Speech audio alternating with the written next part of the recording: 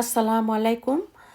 আমি আবারও একটা ব্লাউজ কাটার জন্য কাপড় নিয়েছি আপনার 1 গজ 2 গিরা। তো এটা একটু লং হবে, তো মানে বয়স্ক একটু, তার জন্য একটু লং। হ্যাঁ, 16.5 ইঞ্চি আপনার পেছনের ঝুল হবে। হ্যাঁ, এভাবে হয়ে 44 ইঞ্চি বডি।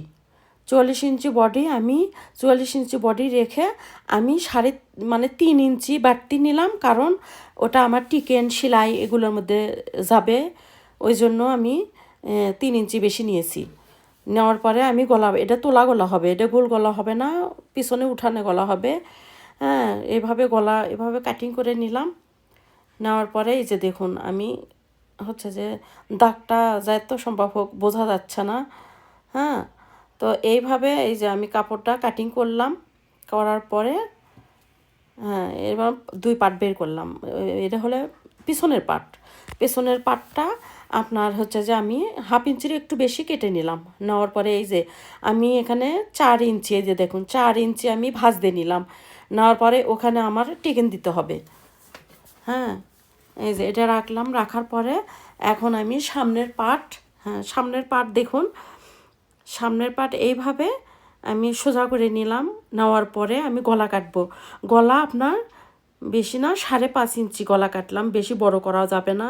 ইনি দেওয়ার সেলাই কাপড় দেওয়ার সময় বলে দিয়েছে যে গলা বেশি বড় করবেন না। তো এইভাবে গলা কেটে নিলাম, তারপরে হাতার একটু অংশ কেটে নিলাম। নেওয়ার পরে আমি এখন দেখেন কিভাবে টিকিংগুলো দাগ দিচ্ছি। তো এইভাবেও আপনারাও এইভাবে টিকিংগুলো দাগ দিয়ে নেবেন। এই যে দেখুন, এইভাবে দেখুন, এইদিকে আপনার 3 ইঞ্চি, তারপরে এইদিকে আপনার 3 ইঞ্চির একটু কম, তারপরে এইদিকে এটা মানে চকের দাগটা বোঝা যাচ্ছে না, লাল তো বোঝা যাচ্ছে না। তো যাই হোক, আমি এই যে কেটে কেটে দিচ্ছি। হ্যাঁ, এটাও বোঝার জন্য আপনাদেরকে, এটা বুঝলে পরে এটাই অনেক ভালো হবে। যে আমি আপনারাও এভাবে মানে টিকেনটা নিয়ে কাটার সময় এইভাবে ভাগ করে নেবেন। তাহলে 2 পার্টের টিকেন দিয়ে ওই ওই অনুযায়ী আপনারা টিকেন দিয়ে নেবেন, তাহলে ব্লাউজটা কোনো সমস্যা হবে না, খুব সুন্দর হবে। তো এখন আমি হাতার কাপড়টা কেটে নিচ্ছি। হাতার কাপড় আপনার লং হাতা হবে, 13 ইঞ্চি কেটে নিচ্ছে, আপনার 12 ইঞ্চি থাকতে হবে হাতায় লম্বাই।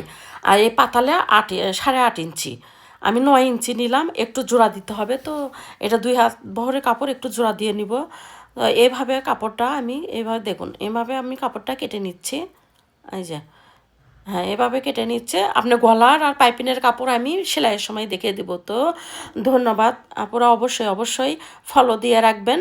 হ্যাঁ, যদি কোনো সমস্যা হয় আমাকে অবশ্যই কমেন্ট করবেন।